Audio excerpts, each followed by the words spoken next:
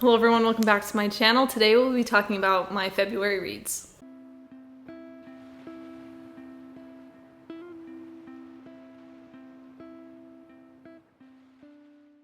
I was looking through Instagram the last couple of days and people were like, oh my gosh, my February went so slow for me. And I was like, it went so quick. Like, time is flying and I need time to slow down. I just feel like it's going too fast and it makes me really sad.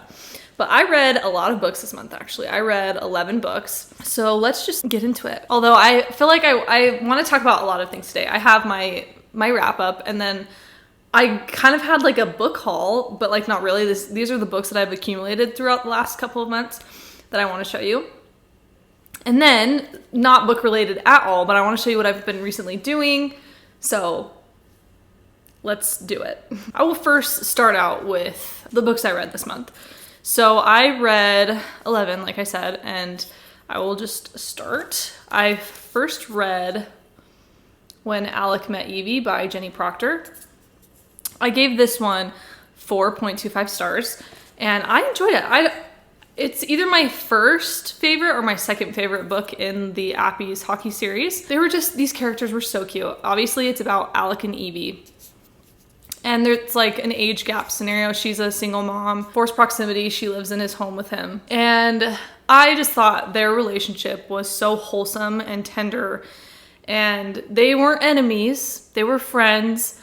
They knew each other as kids. And so I just thought that their romance was so sweet. And you can't really get better than that. I feel like enemies to lovers is, I don't get it. I don't get enemies to lovers when it's not in a fantasy. Like how real life grown-ups don't get along, but then they fall in love eventually. Like, how do they get over that? I don't know. I just feel like enemies to lovers in a contemporary romance is like completely unrealistic.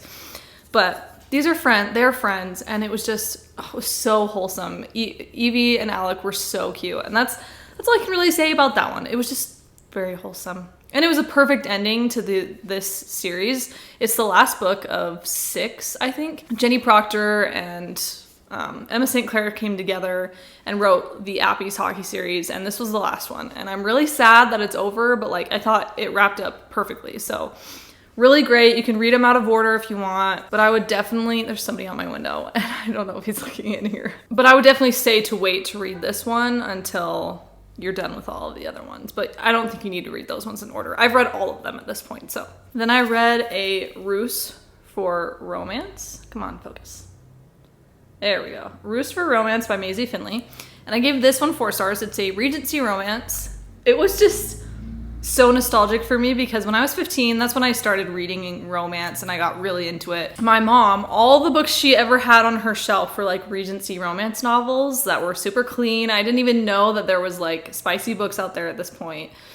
And that was all she had, and that's what I read. And so I read so much Regency, and that's all I read from like 15 till I was like 20, because I thought that's all there was. So this is like a really nostalgic read for me. It's a brand new release, so it's not like this specific story made me nostalgic, but like nostalgic of the fact that this is like where I started. But it was really sweet. It was just very tender romance. This is actually Maisie's debut novel. Oh, I actually have her copy with me, but I was gonna show you guys that when I show you all the books that I've gotten.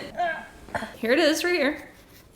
She gave this to me. I was one of her PR box giveaway winners, so I got this, and it came with like a bunch of stickers and a cute bag. But yeah, I really liked it. It was just, it's so thin. It's really quick read. Something you can just sit down and probably finish in 2 sittings. But I liked it a lot. It was very sweet. Okay, the man is back. Hopefully he just walks inside. Very much enjoyed it. It's about Amelia and, oh no, what is his name? I have my journal here so I can go to the names here. Need to find the right page though. Amelia and Julian. And Amelia is hosting a party, and she is telling everybody that she's actually like not the head of the household. Like she takes on a different identity because she doesn't want to fall in love with somebody only for her money. So she pretends to be somebody else of lowly station so that she can find somebody that actually loves her for her.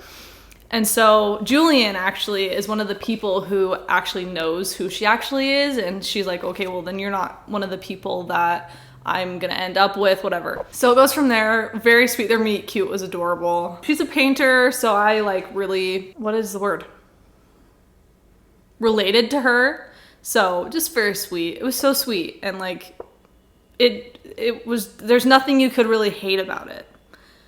So I recommend it. It's really cute. I enjoyed it. Then I read Ties of Starlight. I actually don't have my little book with me. I didn't get all my little books done this month by the time I had to record this, so I'm sorry. Ties of Starlight by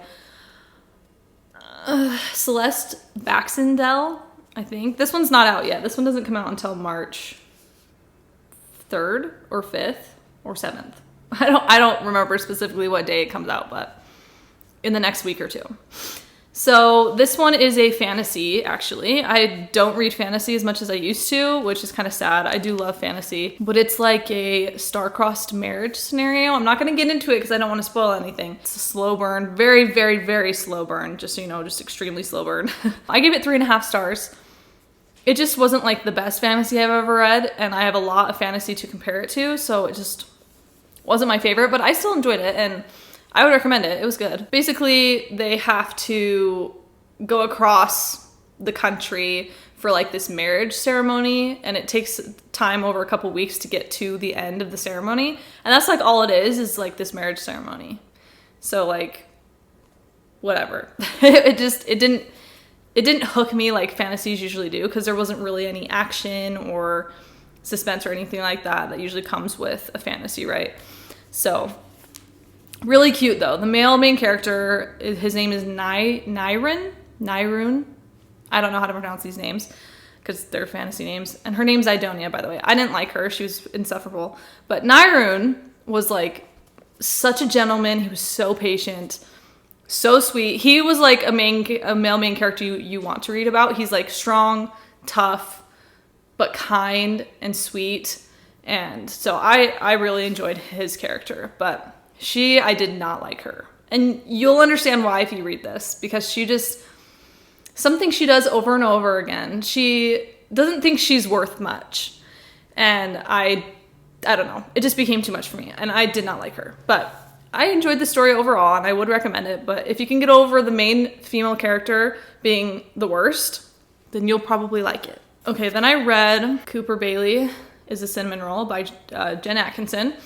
And this one is the last Bailey brother in the series. So the series is over, although she just recently announced that she's doing a story for their niece, Alice. And I'm excited to read that one. It looks adorable. Everybody was hoping that she would do that because like Alice played a huge part in this book. She's 12 in this. So obviously this next book is Alice's romance. So it will take place 10 years into the future probably. But this one was cute. I gave it 4 stars. I haven't read any of the other Bailey brothers. I do actually have the first one that I have here at my home. So I need to go back and read all of them, but this one was really sweet. Cooper is like the sweetest guy. Obviously the title is Cooper Bailey's a Cinnamon Roll, but he was so kind, so kind. The girl, what is her name? Leah, was not very kind. She held a huge grudge from when they were in high school. So this was like an one-sided enemies to lovers thing. And I'm like, those type of books bother me because it's like, why isn't she over this? It's been like a decade since they were in high school and she's still not over it.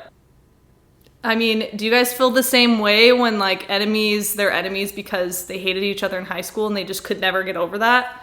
Let me know how you guys feel about that trope in contemporary romance. But ultimately, Leah did grow on me. I didn't love her for the first part of it because Cooper was just trying to be nice. He's a lawyer. She's a baker.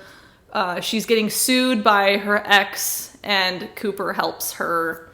And it goes from there. Very sweet. I liked it. There's a couple of scenes in it that made me laugh.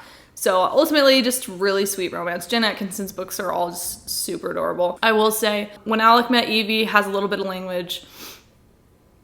And all of these are kisses only. There is one that is fade to black, but Ruse for Romance had no language, kisses only. Ties of Starlight had no language, kisses only. This one had no language, kissing only. So, very sweet. Then I read But He's My Roommate. Focus, okay. But He's My Roommate by Annah Conwell. And I gave this one 3 stars. I listened to it on audiobook. Honestly, I don't think the audiobook ruined my enjoyment because just the story itself was not very good. For some reason, Anna Conwell's books have not been good for me, which I'm so sad about because she was one of like the first contemporary romance, closed door contemporary romance authors that I discovered like a year and a half ago. I never read any of her books at that point, but like I wanted to read her books for so long, and then I'm starting to read them and I'm not enjoying them very much. So I feel really sad about that. It's about Maverick and Evie. Her name is Evie, not Evie, because that's important. So she is a single mom and she is like destitute, and so Maverick offers to let her stay with him, and so that's why it's called But He's My Roommate. And they were actually really good friends growing up, and so it's like not a second chance romance, but he is so kind. She's kind of the worst. She doesn't want to accept his help, but obviously she eventually does because they end up living together. But honestly, it was extremely not memorable. I read this like the beginning of the month, I think, and I don't remember anything. So that just tells you like how not memorable this was. It makes me so sad because Anna Conwell has been an author that I've wanted to read for so long, and her books have just been kind of disappointing. So I wouldn't recommend this one. The first book in this series, it's part of the But He's a Carter Brother series, and this is the last one in the series. I read the first one a couple of months ago, and I enjoyed that one. I gave it 4 stars. So not all of them are awful, but I really didn't like it, and I wouldn't recommend it. And I definitely wouldn't recommend the audiobook, even though the audiobook I didn't hate. So if you are going to read it, maybe just do the audiobook. I don't know. I just didn't like it. So really boring. No plot. The romance was lackluster. These characters had 0 personality. What more can I say? It just wasn't great. So we won't spend any more time on this book. Then I read My Lucky Charm by Courtney Walsh. I actually have a physical copy of this one. My husband got this for me like a year ago, and I needed to read it, so I picked it up. Here's my small version. Just looking absolutely adorable. I love it. I love it. So I gave this one 4 stars. I love Courtney Walsh. Honestly, she can do no wrong. She's like the perfect closed-door romance author. So this one is a hockey romance. It's about Eloise and Gray, and it was cute. He's a true, very grumpy human, and she's a true sunshine. Sometimes grumpy and sunshines, they aren't like very grumpy. They're just really rude. But he has a backstory that is understandable for why the way that he is. So he made sense to me because of his backstory. But it was a cute romance. I enjoyed it. Courtney Walsh's books are light and fun. Always a happily ever after, really good. So, I mean, there isn't much more to say except that I would recommend it. So yeah, I liked it. A really good hockey romance. If you are in your hockey romance era, as most people are, this one should be at the top of the list. It was good. I enjoyed it. And in any Courtney Walsh's books, none of them have language or spice, obviously. That's just kisses. So just so sweet. Just purely sweet. Then I read Even If You Fall by Molly Barlowe. I gave this one 3 stars, unfortunately. I did not like it. I did not. This one recently came out. It's about Adam and Chloe, and Chloe has like a relationship with this man, and she breaks up with him because he's like super manipulative of her, and come to find out he's not a good person. And so she breaks up with him, and Adam is part of a security company, and they like help people, and they find out that this guy is like been harassing a ton of women, like a ton of teachers. So she was a teacher, and she leaves her school because she doesn't want to be around him because he's like the superintendent of the district or something. And so he's been harassing a lot of women. And so Adam is, investigating this guy. And it was just, I did not like it. I will admit, Molly Barlowe, the author, is very good at writing unlikable people. Like, her people are so unlikable. So it's like frustrating in your chest, and I just could not deal with it. I did not want to read about this evil man. And it deals with heavy topics. And it is a romantic suspense. It's not a contemporary, it's not a rom-com in any way, shape, or form, because it deals with such heavy topics. There is no language, and it is kisses only, but the story itself was not good. Like, it sounded promising, which is why I requested the arc. The storyline sounded really good, but I just think that it really flopped. It was not great. I would not recommend it. Although the next book in this series sounds very interesting to me. If you read the epilogue in this book, you'll understand, because it's like a preview into the next book. And I do want to read that one. So hopefully it's not, I don't think it's Molly's writing. It's just, this book in particular just was not great. The plot was not my favorite. I think it was just not as well thought out as it could have been. I think it really did have potential though, but I wouldn't recommend it. Then I read The Politics of Love by Drew Taylor, and I gave this one 4.5 stars. It was my favorite read of the month. It was so good. I should have given it 5 stars now that I'm thinking about it, but I'd posted it on Instagram already, and I felt so bad. I was like, I loved it, because I'm still thinking about it. It's been a couple weeks since I finished it, and I loved it so much. Oh, I loved it. I finished it in like 2 days. Stayed up till 1 a.m. reading it. Oh my gosh, I loved it so much. So honestly, I'm telling you now, I give it 5 stars. It was so cute. So it's about Darcy and Hayden. Darcy is running for president. He's like the independent ticket, and he is autistic. He's got Asperger's, and Hayden is his campaign manager. In order to get the conservative vote, he has to have conservative values, he thinks, so that he can get that conservative vote. So he needs to get married. And so it's a marriage of convenience. I don't think I loved it because of the marriage and convenience. It definitely helped, but that wasn't solely the reason why I enjoyed it. But it was just, Drew's writing was just so good. Like, this was my first book by her. This is the revised edition as well. She came out with this book, I don't know how long ago, probably over a year ago, but she rewrote it, and the new version comes out March 3rd, I think, or March 5th, March 3rd or March 5th. And I loved it. Oh my gosh, it was so cute. Darcy and Hayden were like the most adorable couple ever. I loved seeing the progression in their marriage and the trust and understanding that they had with each other. Oh, it was so good. And it has Christian themes. It was so good. Oh my gosh, I loved it so much. I can't even express. I don't know what about it that I loved so much. I mean, mostly the marriage of convenience, but oh, their banter was adorable. Some of their kisses were so cute. I just loved them together. They were so snarky with each other, but you could tell that they would do anything for each other, and they trusted each other with their whole soul. And I loved that. So the progression of their marriage was so sweet. I loved them so much. Such a good romance. Honestly, 5 stars. I say 4 stars on my review on Instagram, but I honestly, 5 stars. So good. I thought The Politics of Love would get me out of my reading slump, and it did, because it was so good and I loved it. But then the last 3 reads of this month just weren't my favorite.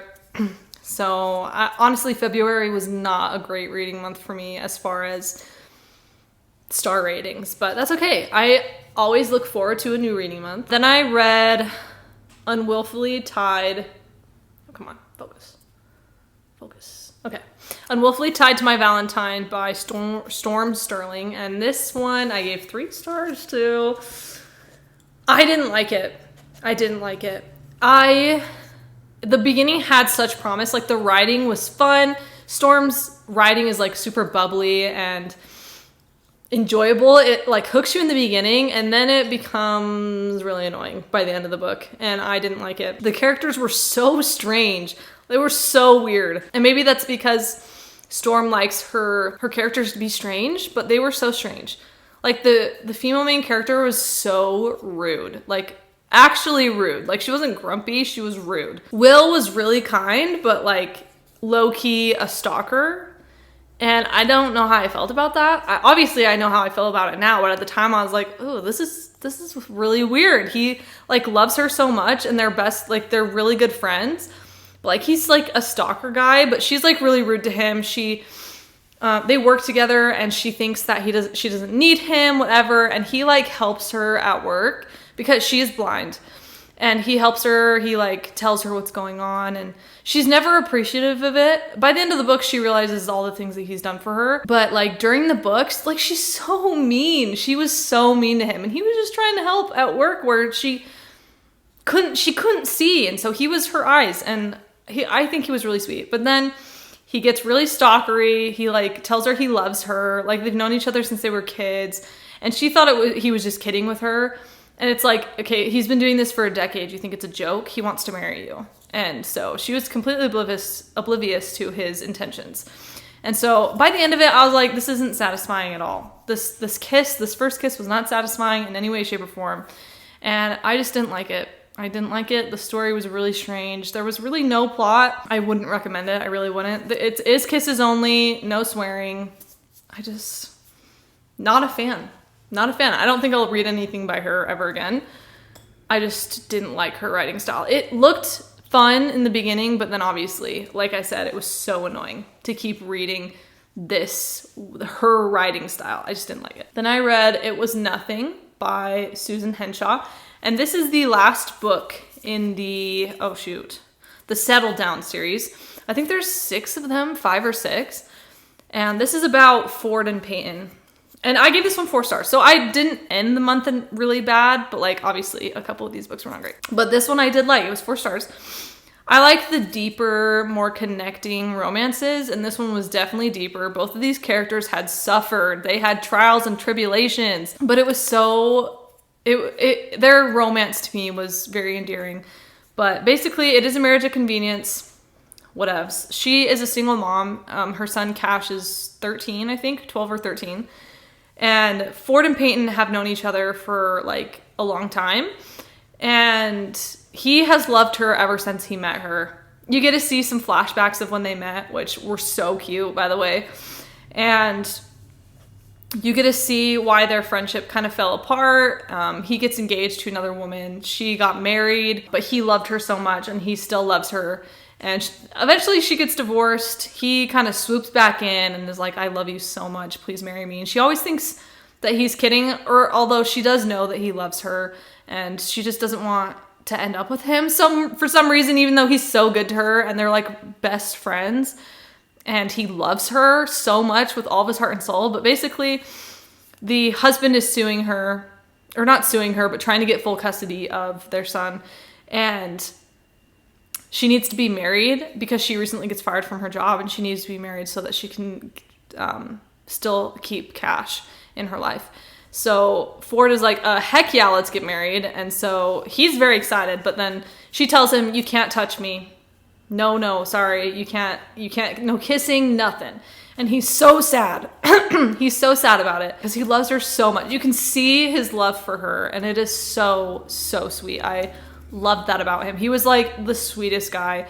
He obviously had a really shady past. You get to see why they had a little bit of a falling out, which was so sad to read. I was like, oh, but he's such a good man now. So there's like some redemption going on, and they talk about God, but it wasn't like Christian romance. So anyway, I liked it. I haven't read any other books in the series, but I would go back and read them now. I think Susan Henshaw writes a lot. Her books are a lot deeper than like a normal contemporary romance, but they still have some fun things in them. So I highly recommend it. It was really good. I did enjoy it. Then I read, I don't have it here. I'm out of my little books because I literally just finished this one yesterday, which was the 27th. So I read the Serendipity by Emma St. Clair. This is part of the new super fun multi-author series, and I'm so excited about all of them. But this one in particular is the first one being released. This one comes out on the 5th of March, and I give it 3.5 stars. I don't rate Emma St. Clair's books less than 4 stars. I don't. So this one was so sad for me because I was like, oh, I wanted to love this so much. I wanted to love it, and I didn't. The characters were fine. The story was fine. I don't know. I don't know what fell flat. So it's about, oh my gosh, I literally just finished this and I don't remember their names. Archer and Willa. Okay, I remember them now. Archer and Willa. And Willa is a baker, and she lives in this apartment complex, and he buys the building. Archer buys the building. He's a billionaire. And so I think the reason why this fell flat a little bit for me, it was kind of introducing the rest of the series, really. It didn't introduce any of the other characters. I think actually one character was introduced, but it kind of sets up for all of the stories to shine. And so this one didn't shine for me. I don't know. I don't know what happened, but it was, I mean, their romance after 75% of the way through the book, the last 25% was very sweet. I liked what happened in their relationship, but like the first 75% of the book, they don't spend it together.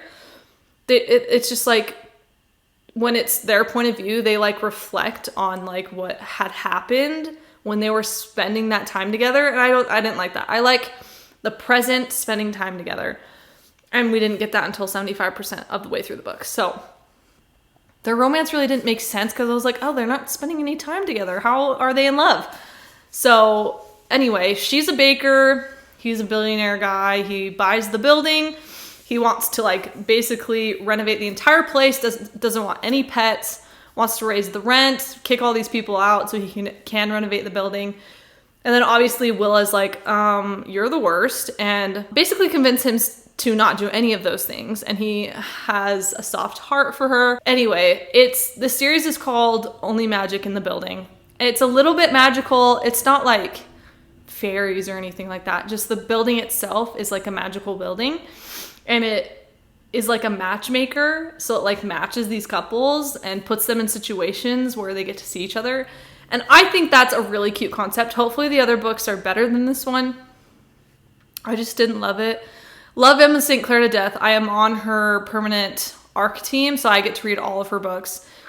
And I did like it. I still like rated it 4 stars on I like rounded it up to 4 stars on Goodreads, but I gave it 3.5. Honestly, I would recommend it. And I would recommend the series for the most part, probably. I haven't read any of the other ones, but I probably will. I'm glad I read it. It was good enough to finish, and it is good enough to recommend. There's one swear word in it, just one, the D word. It's kind of random, but it is only kisses. So all of her books are only kisses, obviously. But that is all the books I read. Now that I'm thinking about it and I've started recording and this video is going on for ages, I'm probably just gonna do a mini book haul video for you guys so that you can see all the books that I've gotten recently.